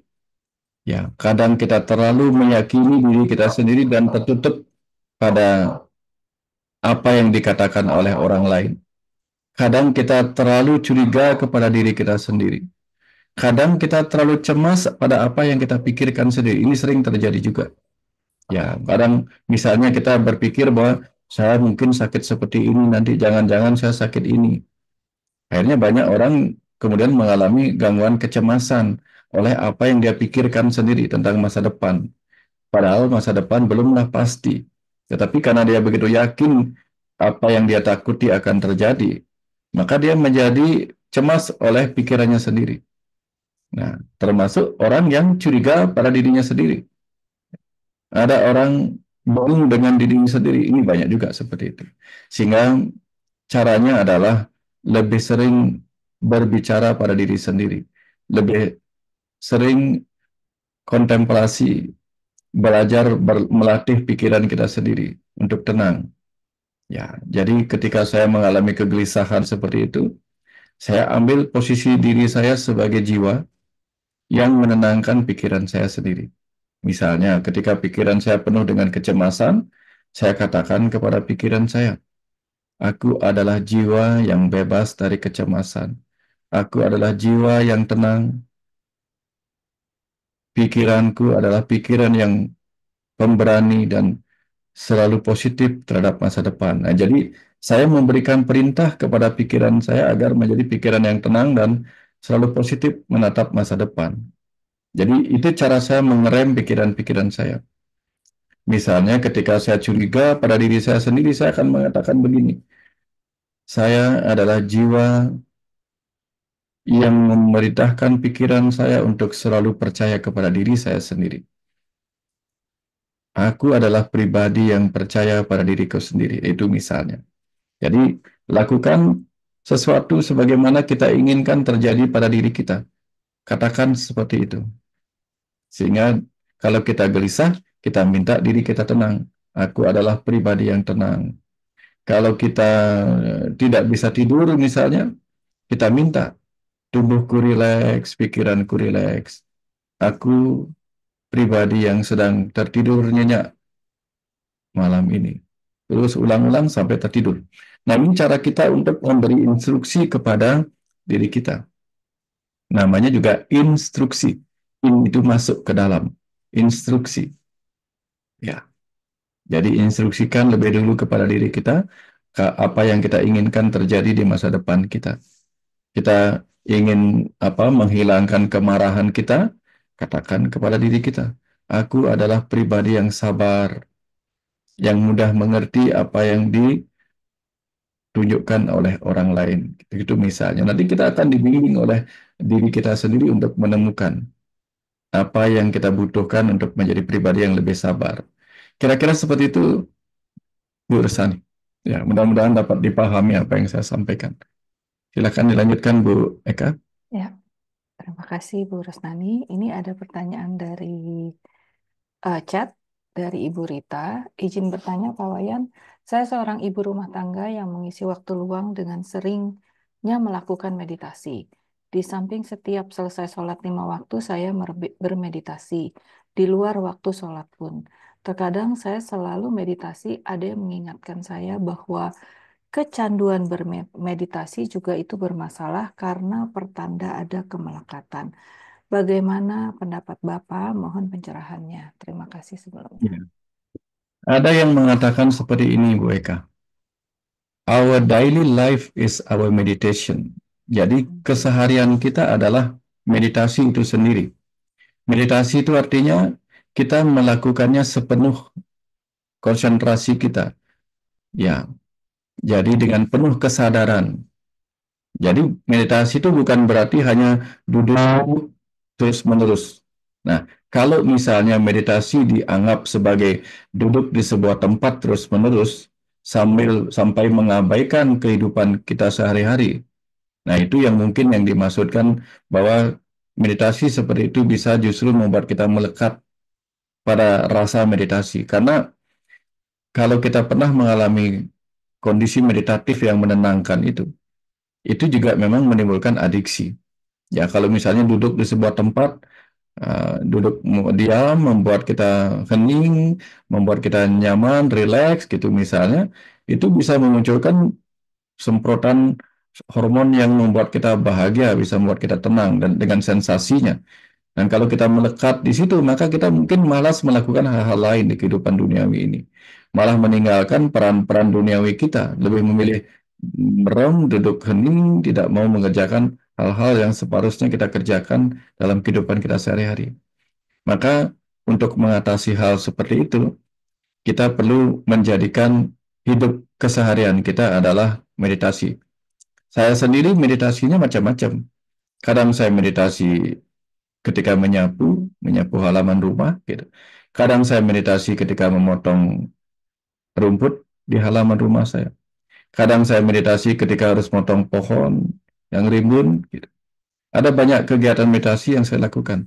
Kalau saya lagi mau menulis buku, maka saya masuk ke gelombang meditatif sampai saya dialirkan pengetahuan untuk dituliskan. Baru saya menulis. Kalau enggak, nggak bisa saya menulis buku. Jadi saya harus masuk meditasi dulu. Ya, kemudian ada sembahyang, tentu saya meditasi juga. Ya, tadi pagi saya meditasi di atas karena kalau saya tidak meditasi mungkin saya gemetaran di atas karena saya harus naik ke topi. Topi itu artinya gini, ke di atap rumah saya karena di sana saya harus memasang pompa pendorong air dari toren. Saya pasang sendiri karena kalau dulu pernah pakai tukang malah nggak beres.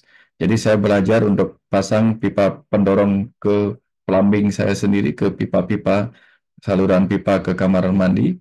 Jadi saya harus meditasi di situ, memfokuskan pikiran saya kepada pekerjaan saya, kepada pompa yang saya sedang pasang. Kalau tidak, mungkin saya akan gemetaran kaki saya kalau menoleh ke bawah, karena saya ada di ketinggian yang sangat sebenarnya tidak aman bagi orang seusia saya untuk berada di atas seperti itu. Jadi contoh bagaimana dengan konsentrasi kita bisa mengabaikan hal-hal lain yang mungkin menakutkan. Jadi dalam sehari-hari kita bisa melakukan berbagai kegiatan. Pagi-pagi kalau saya lagi mau ke pantai dengan anjing saya yang saya temukan di pantai, ya saya ajak dia kembali ke pantai dan lalu saya jalan. Nah, sepanjang jalan itu saya bermeditasi. Jadi walking meditation dengan santai menikmati penyatuan dengan alam gitu. Ya, dari situ kemudian meditasi bagi saya bukan sesuatu yang membuat saya melekat. Mudah-mudahan ini bisa menginspirasi bahwa meditasi bukan hanya duduk diam, tutup mata, atau mendengarkan musik, tapi juga melakukan apa saja. Ya, meditation is our daily life. Kira-kira seperti itu, Bu Rita. Ya, terima kasih sudah paham ya. Baik, Silakan terima Bu, kasih, Mas Bu Rita. Wayan. Oke, teman-teman, baik siapa lagi yang ingin bertanya? Silahkan di chat atau langsung buka mic. Mbak Muning, Mbak Muning biasanya ada yang bikin penasaran. Waktu kita sampai jam Eh, 6 ya. 18.30 jadi. 18 itu Waktu 2 balik jam, ya, waktu balik. 2 jam. Ya. 2 jam ya, Bu Ika? Iya, iya. Pak, Oke, oke. Pak. Oke. Ya. Mbak Muning? Mereka maksa nih. Soalnya kelihatan udah kayak udah sampai di sini gitu. Enggak, mungkin ini aja saya bertanya sedikit bagi kalau kita sudah menjalankan latihan-latihan yang tadi 9 itu ya, eh, itu bagaimana pengaruhnya dia sampai ke sel-sel terkecil kita? Apakah akan terjadi suatu perubahan di tingkat sel yang efeknya bagaimana nanti? Apakah itu efeknya nanti akan ke fisik kita dan ke seluruh body, mind, and soul gitulah, soul pasti ini, dan apakah itu nanti efeknya juga bisa eh, menciptakan suatu vibrasi yang menyebabkan terjadi perubahan juga sampai ke tingkat sel, karena saya pernah baca juga bahwa untuk merubah suatu terjadi perubahan di tingkat sampai genetika atau apapun itu dari cara kita berpikir yang mempengaruhi emosi pun akhirnya bisa terjadi perubahan hingga ke tingkat seluler gitu Pak. Ya, terima kasih Bu Muning. Ini pertanyaannya bagus sekali ya. Jadi kalau kita berbicara tentang Tuhan sebagai kecerdasan semesta tak terbatas, di dalam diri kita kecerdasan semesta itu terbagi menjadi 3. Yang pertama disebut sebagai kecerdasan atas sadar, yaitu kecerdasan nurani kita, ruh kita, atau yang sering kita sebut sebagai hati nurani. Yang kedua adalah kecerdasan sadar, itu ada di pikiran kita, pikiran sadar kita. Yang ketiga adalah kecerdasan bawah sadar.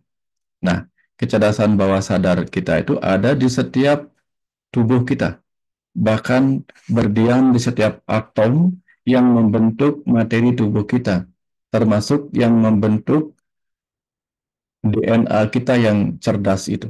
Jadi kecerdasan sel-sel kita ditentukan oleh kecerdasan DNA kita.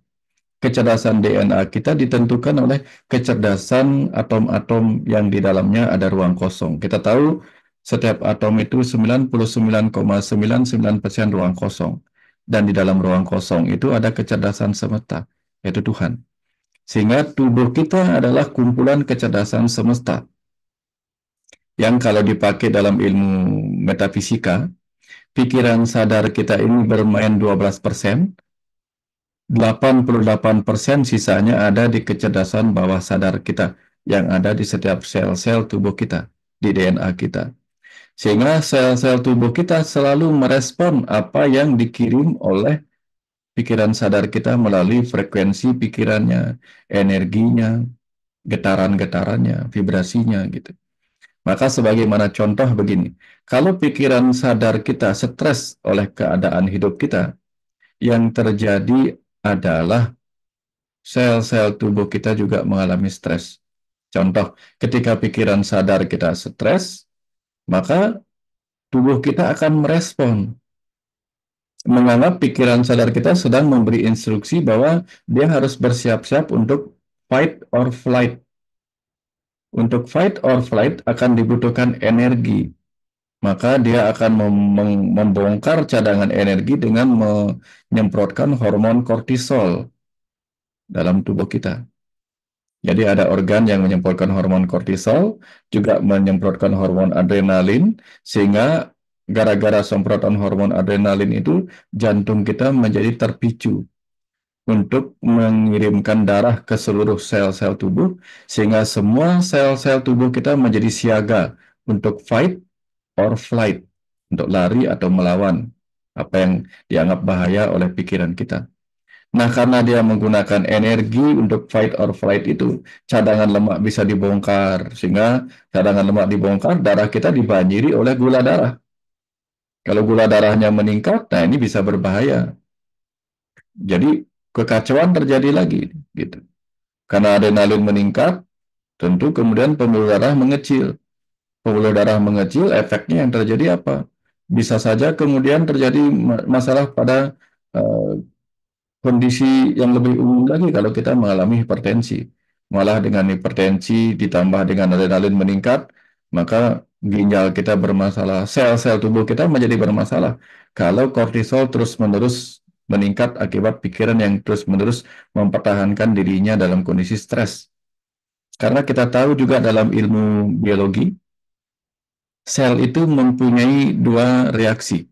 Kalau kondisi aman-aman saja, maka sel tubuh kita akan melakukan proses reproduksi, menghasilkan sel-sel baru yang mungkin lebih sehat, gitu. Tapi ketika ada dalam kondisi yang buruk, sel-sel kita akan mencoba untuk survive, bertahan hidup. Nggak sempat ya reproduksi, bertahan hidup. Contoh dalam kehidupan nyata di dunia bisnis. Kalau bisnis kita lagi bagus-bagusnya, mungkin kita akan mengembangkan bisnis kita dengan bisnis-bisnis yang baru. Tapi kalau bisnis kita lagi kondisinya lagi morat-marit, tentu kita akan mencoba bertahan, minimal perusahaan kita bertahan hidup. Nah, sel-sel yang dalam kondisi stres akan berusaha bertahan hidup. Tidak ada sel-sel baru yang diciptakan. Sehingga ujung-ujungnya apa? Sel-sel yang lama menjadi lemah, kecapean, tidak ada sel-sel baru yang segar. Makanya yang terjadi orang stres itu banyak sakit. Tubuhnya lesu, letih, karena sel-selnya tidak lagi sel-sel yang fresh. Begitu dia izinkan dirinya istirahat dan tidur, ditambah menenangkan dirinya, maka setelah dia merasa tenang, tubuh akan merespon bahwa pikiran tidak lagi mau fight or flight, lagi mau istirahat, sehingga kortisol pun menurun. Ya, tidak lagi hormon-hormon stres ditingkatkan, adrenalin juga menurun, sehingga tubuh kemudian memiliki kesempatan untuk membenahi dirinya, melakukan reproduksi sel, sehingga kembali segar esok harinya. Kalau orang sudah bisa tidur nyenyak atau tidur lebih tenang lagi. Nah ini yang sering kemudian oleh orang spiritual mengatakan, you are what you think. Kamu adalah apa yang kamu pikirkan. Kalau pikiran kita negatif, tentu kemudian ya rasa stresor itu kemudian menyebabkan tubuh kita juga mengalami masalah. Nah, inilah yang kemudian sering disebut dalam konteks self-healing. Ya, banyak orang diajarkan untuk melakukan penyembuhan pada dirinya sendiri dengan cara melakukan afirmasi, kemudian attraction, memanggil energi-energi positif, lalu action, hal-hal yang membuat dirinya tersembuhkan. Ini kaitannya dengan self-healing. Kalau kita bisa menggunakan kekuatan metafisik atau kekuatan bawah sadar kita untuk mengikuti apa yang diinstruksikan dengan tenang oleh pikiran sadar kita. Nah, kira-kira seperti itu, Bu. Inilah salah satu peran yang saya ceritakan di awal tadi, yaitu peran pikiran sadar kita untuk melayani sebaik-baiknya sel-sel tubuh kita dengan memberinya perintah-perintah dan instruksi-instruksi yang menyehatkan, menyembuhkan, menyegarkan, membahagiakan, dan sebagainya. Kira-kira seperti itu, Bu Nuning. Ya, mudah-mudahan dipahami. Silakan, Bu Eka. Ya, terima kasih Mbak Muni. Ibu Rina, silahkan. Di unmute, Bu Rina. Ya, Ya, selamat sore. Apakah terdengar? sudah terdengar. Eh, Tadi kan sudah dijelaskan bahwa tubuh kita itu kan cerdas luar biasa, Pak.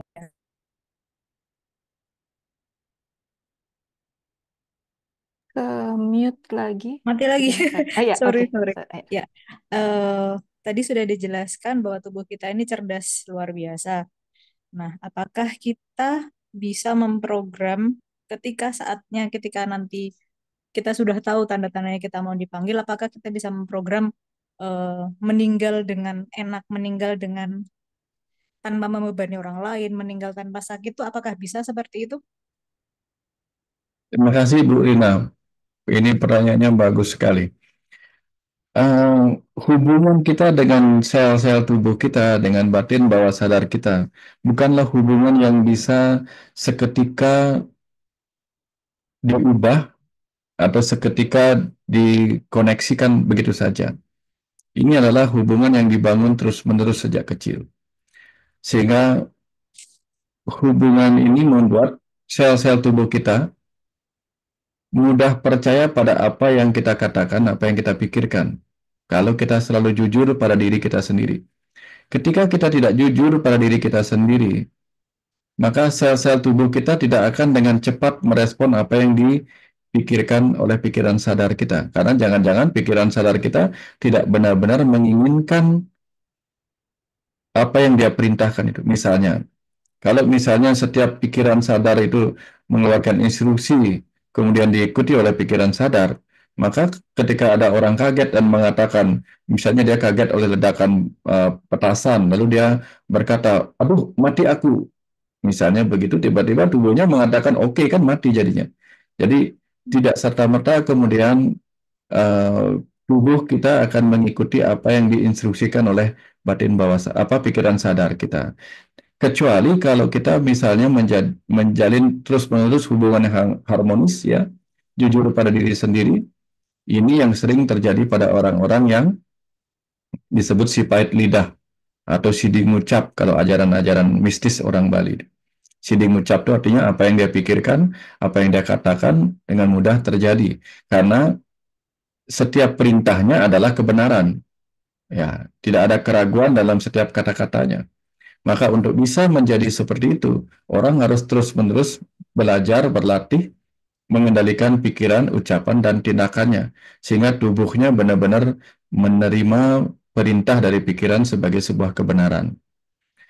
Sehingga kalau sudah demikian hubungannya, kelak ketika kita menginginkan diri kita untuk mengalami proses kematian yang benar-benar sesuai dengan keinginan kita, itu juga mudah terjadi.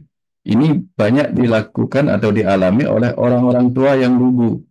Orang-orang tua kita yang lugu dulu itu walaupun spiritualitasnya mungkin tidak seperti yang kita pelajarin sekarang, tetapi yang mereka lakukan adalah keluguan, kepolosan mereka membuat mereka sangat terkonek dengan baik dengan batin bawah sadarnya, ya dengan kepolosan mereka. Kalau kita sekarang kan lebih banyak suka membohongi diri sendiri. Nah, makanya banyak orang-orang tua dulu bahkan eh, bisa memanggil cucu-cucunya atau anak-anaknya ketika mereka mau pergi. Mereka bahkan sudah tahu bisa sebulan sebelumnya diberi tanda-tanda oleh tubuhnya, diberikan tanda-tanda atau informasi oleh alam lain bahwa dia akan pergi. Di Jawa banyak yang seperti ini. Orang-orang tua dulu yang masih memegang keluguannya itu sering mampu melakukan hal seperti itu. Nah, jadi kalau kita ingin melakukan seperti itu, bisa dengan syarat-syarat dari sekarang mungkin kita terus-menerus berlatih untuk apa namanya? Berlatih untuk terus terkonek secara harmonis, secara selaras, secara jujur dengan sel-sel tubuh kita, dengan batin bawah sadar kita. Sehingga nanti ketika kita beri perintah, entah untuk dia sembuh, entah untuk dia sakit, entah untuk dia meninggal, mati, dia juga melakukannya dengan cara yang baik. Nah, inilah yang dalam ilmu yang kematian yang saya pernah ceritakan dulu, ini termasuk kematian yang disebabkan oleh kehendak sang ruh. Jadi sang ruhnya memerintahkan tubuhnya untuk mempersiapkan kematiannya. Sementara ada kematian yang disebabkan oleh pikiran. Pikiran yang ingin bunuh diri, ingin stres, ingin menghabisi diri, kehidupannya sendiri itu ada. Ada juga kematian yang disebabkan oleh kehendak tubuh karena tubuh menua, tubuh yang sakit parah, itu kehendak tubuh. Gitu. Walaupun orangnya belum tentu ingin mati, tapi tubuhnya sudah kehabisan darah oleh karena perkelahian gitu misalnya, atau sakit, kecelakaan. Nah, tapi orang yang mampu mengendalikan kematiannya biasanya mati karena kehendak ruhnya, karena sudah tahu tugasnya sudah selesai. Gitu. Kira-kira seperti itu, Bu Rina. Mudah-mudahan dapat dipahami cerita ini. Ya. Ya, terima kasih Pak Wayan. Ya. Terima kasih, Bu Rina. Ini ada pertanyaan di chat dari Ibu Kadek Ayu.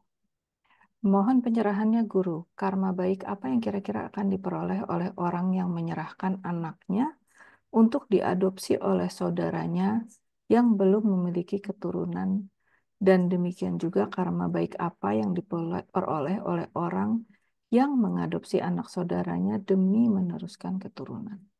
Mohon pencerahannya Guru. Matur suksma. Ya, terima kasih pertanyaannya ini. Tentu ketika kita membahagiakan orang lain, gitu, maka kita akan mendapatkan pahala karma berupa kebahagiaan juga. Jangan lupa, anak itu dalam ajaran spiritual sering disampaikan oleh, kalau tidak salah, oleh Khalil Gibran atau siapa. Anakmu bukanlah anakmu, meskipun ia terlahir melalui rahimmu. Tapi anak itu adalah anak-anak semesta yang dititipkan melaluimu untuk kau rawat di dalam kandunganmu. Selanjutnya dia akan dirawat oleh kehidupan itu sendiri. Nah, di kehidupan ini dia dirawat bukan saja oleh diri kita sendiri, oleh orang tuanya sendiri. Maka pikirannya dirawat oleh guru-gurunya di sekolah. Ya, perekonomiannya mungkin kelak dirawat oleh tempat dia bekerja. Cara dia menjalani kehidupan dirawat oleh teman-temannya. Jadi benar-benar kehidupan ini ikut merawat setiap pribadi yang lahir di dalam diri setiap orang itu. Bukan hanya dirinya sendiri yang melawatnya. Nah, tapi mungkin hanya melewati dirinya. Tapi setelah begitu lahir, dia akan dirawat oleh rahim ibu bumi, ibu pertiwi. Di dalam rahimnya dia berjalan-jalan, bekerja, melakukan proses pertumbuhannya sendiri di dalam rahim kehidupan ini. Sehingga siapapun yang merawat setelah dia lahir, maka efek kebahagiaan yang dirasakan oleh yang merawatnya dan yang dirawat, yaitu bayi itu sendiri, akan memberikan karma pahala yang baik di kemudian hari. Nah, selain itu juga, ketika bayi kita diambil atau kita serahkan kepada orang lain, kemungkinan besar di masa lalu itu ada hal yang sama terjadi. Kita hanya sedang membayar hutang, karma dari kehidupan masa lalu. Jangan lupa, Sri Krishna tidak dibesarkan oleh ibu kandungnya. Sri Krishna dibesarkan oleh ibu yang lain. Nakula Sahadewa juga dibesarkan oleh Dewi Kunti, karena Dewi Madri sudah meninggal. Banyak cerita-cerita seperti itu. Sedangkan karena dilahirkan oleh Dewi Kunti, tetapi dirawat oleh para Pandawa, oleh keluarga yang lain, oleh Korawa, oleh Kusir Adirata. Nah, maka yang terjadi adalah di mana anak itu dirawat, seperti itulah dia akan bertumbuh nantinya. Sehingga mengizinkan anak itu bertumbuh sebagaimana kehendak semesta, itu adalah perbuatan yang baik ketika kita menciptakan kebahagiaan kepada orang yang diserahkan tugas seperti itu. Kira-kira seperti itu. Kira-kira seperti itu jawabannya. Baik. Silahkan mereka. Ya. Ya, terima kasih Pak Wayan. Oke. Ada pertanyaan dari suaminya Mbak Muning yang namanya nggak ada di sini.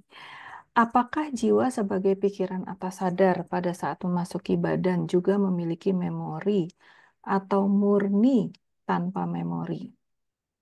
Jika Ya. atas sadar juga memiliki memori, apakah bedanya dengan memori yang ada di bawah sadar? Ya, terima kasih, ini pertanyaannya bagus. Dalam spiritualitas yang mendalam, ya, ketika ruh meninggalkan tubuh yang lama, tubuh manusia yang lama, dia akan membawa ingatan-ingatan di dalam lapisan yang disebut lapisan prana maya kosa atau lapisan energi. Sehingga dengan cara apa kita menggunakan energi kita di kehidupan ini, kelak ketika kita meninggalkan tubuh fisik yang sekarang ini, kita akan membawa ingatan-ingatan akan energi itu. Makanya ajaran agama sering mengajarkan kita untuk lebih banyak menggunakan energi kita untuk cinta kasih daripada kekerasan, kebencian, dan sebagainya, atau tindakan-tindakan yang menyakitkan. Sehingga kalau kita lebih banyak menggunakan energi kita untuk kebaikan, untuk cinta kasih, nanti energi seperti itulah yang akan menemani ruh kita yang murni itu kembali ke alam sana, untuk kemudian kembali lagi ke bumi. Nah, selain lapisan energi yang disebut pranamaya kosa, ada juga lapisan pikiran yang disebut manomaya kosa. Jadi apa yang kita pikirkan, apa yang kita rasakan dalam perasaan kita, kalau itu terbawa ke alam kematian, itu akan melekati sang roh kita yang murni. Begitupun pengetahuan-pengetahuan kita atau yang disebut sebagai lapisan wijanana maya kosa. Lapisan-lapisan pengetahuan kita yang kita kumpulkan selama di kehidupan ini akan kita bawa sebagai roh ke alam sana. Demikian juga lapisan-lapisan kebahagiaan atau ananda maya kosa. Kita bahagia karena apa? Itu akan meliputi sang ruh kita setelah meninggalkan tubuh ini. Nah, 4 lapisan itulah yang akan mengarahkan kelahiran kita nanti kepada tubuh seperti apa. Jadi, melalui ingatan di Mano Maya Kosa, Wijanana Maya Kosa, Prana Maya Kosa, Ananda Maya Kosa, kesitulah kita membawa ingatan-ingatan itu kepada tubuh yang baru. Sehingga ketika masuk kembali ke dalam tubuh yang baru, tubuh bayi misalnya, sebagian ingatan itu akan menyebabkan dia memiliki potensi-potensi yang terpendam. Sehingga ada anak yang mungkin keturunan dulu kakeknya yang suka musik gitu misalnya, sekarang dia dengan mudahnya belajar musik. Sementara ada anak lain yang sudah susah payah diajarkan musik, tidak bisa-bisa. Tapi disuruh menulis atau bernyanyi, dia bisa. Nah, ini macam-macam. Inilah yang diingat. Padahal kalau kita tahu kan, tubuh manusia itu kan rata-rata DNA-nya tidak jauh berbeda satu dengan yang lainnya. Tapi yang membedakan adalah yang menggunakan tubuh fisik itu. Kalau tubuhnya berpengalaman atau roh matang, maka si anak akan terlahir dengan memiliki pertanyaan-pertanyaan yang berbeda dengan pertanyaan anak-anak muda pada umumnya. Jadi potensi-potensi seperti itulah yang dikenal sebagai potensi-potensi bawaan lahir, bawaan si ruh dari alam kehidupan sebelumnya. Sehingga ada ruh yang matang, lebih mudah menjadi orang-orang spiritual. Ada ruh yang memang penuh lahirnya dulu belum puas keduniawiannya, sekarang ya penuh dengan urusan keduniawian saja. Lebih suka bermain-main di wilayah-wilayah keduniawian daripada mengejar pembelajaran-pembelajaran kesadaran diri. Itu bedanya di situ.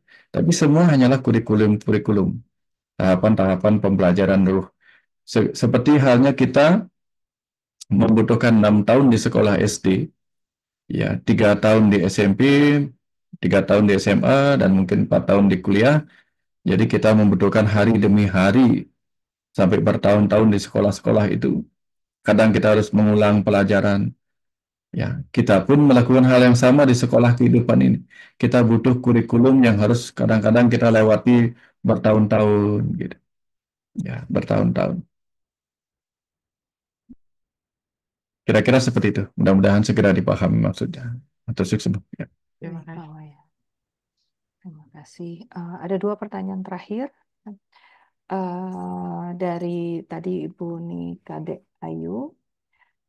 Jika dilihat dari Jarat Karu Tatwa, apakah ada pengaruhnya bagi leluhur di alam kematian jika keturunannya di dunia ini belum memiliki generasi penerus, ataupun jika keturunannya sudah memiliki generasi penerus? Apa pengaruhnya bagi leluhur di alam kematian? Mohon pencerahan. Ya. Tugas kehidupan ini adalah untuk meneruskan generasi-generasi berikutnya. Sehingga ketika orang-orang tidak mau melakukan tugas itu, bayangkan sekarang sebagai contoh, Jepang. Di Jepang, anak-anak muda itu malas menikah apalagi punya anak. Sehingga yang terjadi adalah generasi tua di Jepang menumpuk, sementara generasi baru, generasi muda sangat sedikit populasinya. Ini yang kemudian menyebabkan pemerintah di sana memaksa atau bahkan memberi instruksi supaya orang-orang Jepang itu bahkan mau menikah dan punya anak dan akan dibiayai. Tujuannya apa? Supaya generasi muda Jepang tetap ada. Di Rusia konon katanya saat ini ada 10 juta jiwa wanita yang tidak bersuami, mungkin karena kondisi peperangan. Sehingga mereka disarankan laki-lakinya menikah lebih dari 1 kali. Tujuannya supaya ada keturunan yang meneruskan generasi orang-orang Rusia. Nah, dalam kisah seperti itu, dalam tujuan seperti itu, kemudian muncullah kisah Jarat Karu. Jarat Karu yang ketika masuk ke alam sana, dia melihat orang tuanya tidak mencapai surga. Gara-gara apa? Gara-gara tidak ada keturunan. Si Jarat Karu tidak punya keturunan. Akibatnya kemudian dia disarankan untuk menikah. Nah, ini cerita supaya orang-orang tidak mengambil jalan brahmacari, sukla brahmacari atau pantang menikah. Karena kalau pantang menikah, garis keturunan tidak akan ada yang meneruskan. Nah, jadi konon ceritanya dari situlah muncul istilah neraka put. Neraka put, neraka yang terjadi karena tidak adanya keturunan. Sehingga diharapkan setiap keluarga itu punya putra. Putra itu artinya anak yang akan membebaskan orang tuanya dari neraka put. Sehingga di Bali kemudian muncul istilah purusa. Jadi harus ada anak laki-laki, harus ada putra. Sehingga kalau tidak ada putra, maka putrinya lah yang diangkat menjadi putra, yang disebut sebagai putrika. Ya, putrika.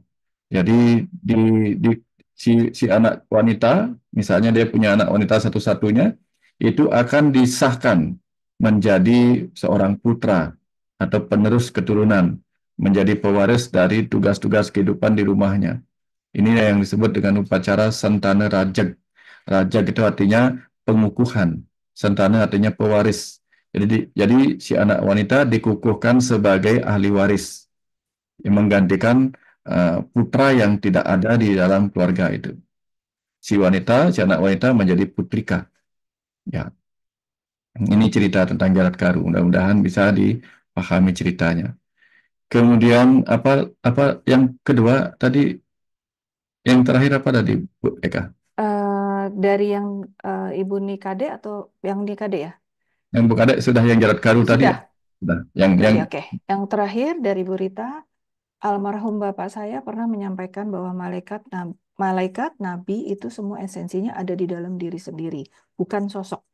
Semua itu yang mengatur diri kita sendiri. Apakah itu yang dimaksud kecerdasan tanpa batas juga kah? Terima kasih.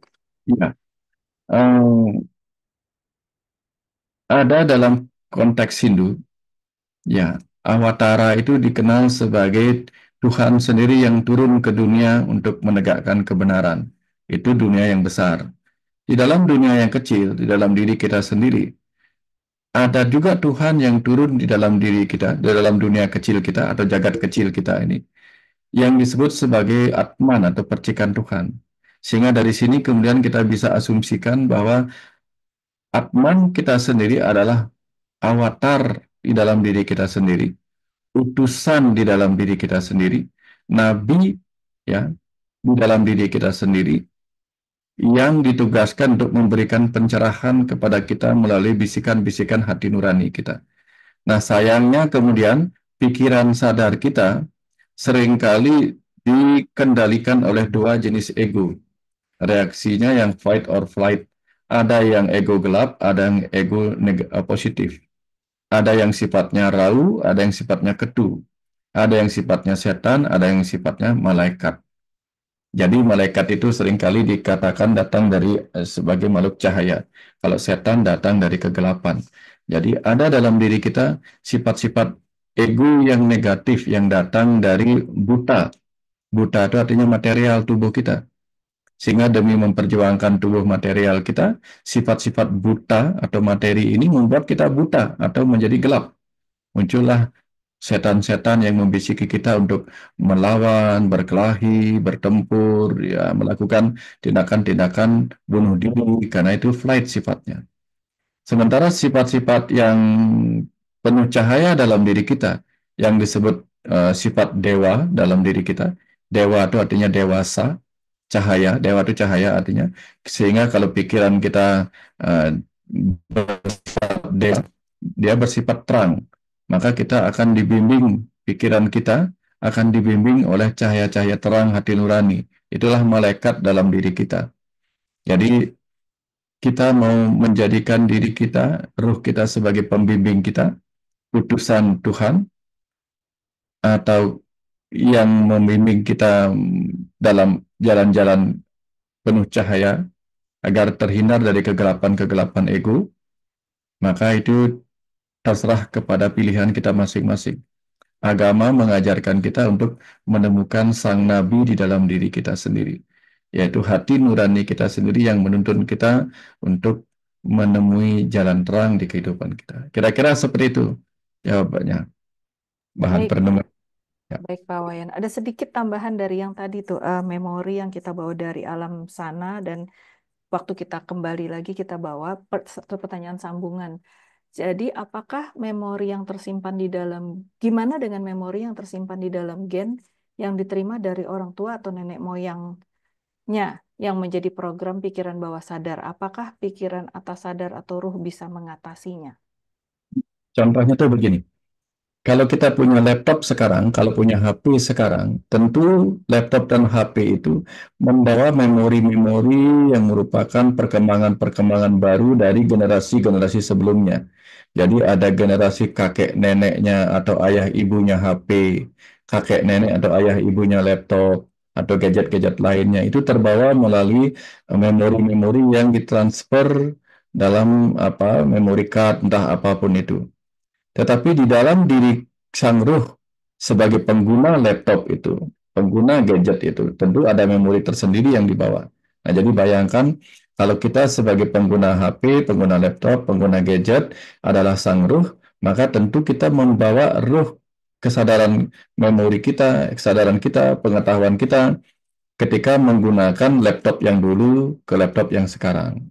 Ya dulu ketika Windows-nya masih Windows 3.1.1 atau mungkin Windows-nya Windows 10 atau 8, 7 dan seterusnya, tentu kita belajar dari situ dan sekarang membawa lagi kepada program laptop yang baru ini. Jadi kecerdasan dari laptop diturunkan dari laptop sebelumnya, ya. Kecerdasan sang pengguna diturunkan dari pengalaman-pengalaman dia menggunakan gadget sebelumnya. Nah, jadi bayangkan sang ruh itu membawa kecerdasannya melalui pengalaman-pengalaman dari kehidupan bersama tubuh-tubuh sebelumnya. Sementara tubuh yang sekarang ini tentu juga membawa pengalaman dan kecerdasan baru melalui hasil evolusi dan adaptasi terhadap seleksi alam oleh orang tua yang menurunkannya melalui memori-memori DNA itu. Nah, kira-kira seperti itu, mudah-mudahan dipahami lebih detailnya. Ya. Baik, terima kasih Pak Wayan. Mungkin kita lanjut ke mendengarkan aliran semesta sebagai penutup. Baik, ya. Sebelum saya tutup, Bapak Ibu, izinkan saya berterima kasih untuk obrolan kita pada sore hari ini. Mudah-mudahan apa yang saya sampaikan nanti bisa bermanfaat. Ya, jadi sudah kedengaran suaranya? Musiknya belum. Tadi sempat Belum. kedengaran sedikit, tapi Oke, saya nge-share. Ya, oke. ya. Oke, sudah Pak Wayan. Ya, silahkan Bapak Ibu, kita ini sejenak masuk ke dalam perenungan kita supaya kita bisa merasakan kedamaian di dalam, agar kita bisa mengikuti kembali peran-peran kehidupan kita saat ini. Bapak Ibu silahkan.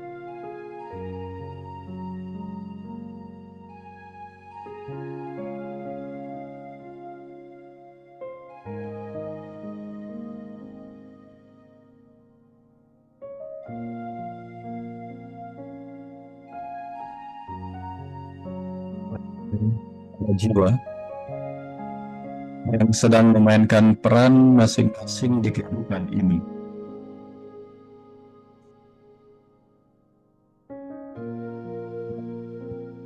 Ya. Kehidupan ini hanyalah ruang dan waktu yang bersifat sementara, sebagai tempat kalian memainkan peran kehidupan dengan segala kisah suka dukanya. Bermain dalam kehidupan ini dengan sepenuh penjiwaan. Semua pengalaman suka duka yang ada di dalam rasanya, agar jiwamu mengenal segala rasa yang aku ciptakan bagi kehidupan ini. Namun jangan biarkan kemurnian jiwa kalian terjebak mendekat dalam dualitas rasa hadir di dalamnya. Sebab segala rasa itu tidak berarti. Sedangkan diri sejati adalah bagian dari keabadian semesta ini. Segala pengalaman rasa untuk mematangkan kesadaran sejati. Berpulihlah kesadaran yang penuh dengan menikmati pengalaman peran suka dukamu di bumi ini. Pelajari setiap sedang kau mainkan saat ini. Setiap cerita dalam peran itu anakku. Ada pengetahuan yang akan mematangkan kecerdasan jiwamu.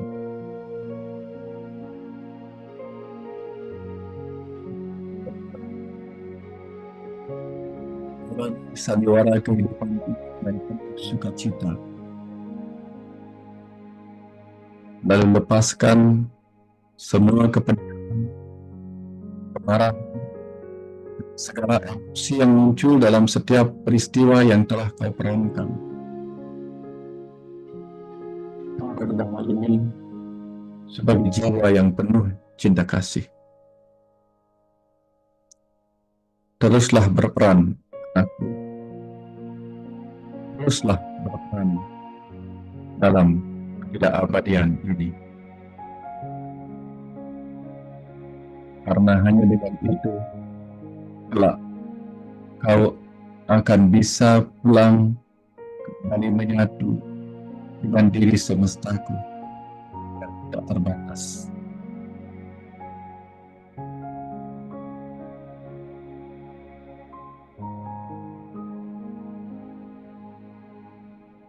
Terima kasih Bapak. Terima kasih untuk perjumpaan kita, untuk obrolan kita pada siang hari ini, pada sore hari ini. Terima kasih banyak.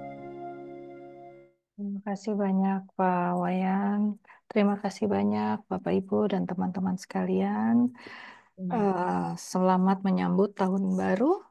Semoga tahun baru akan kita akan menjadikan kita memiliki kesadaran yang lebih luas lagi.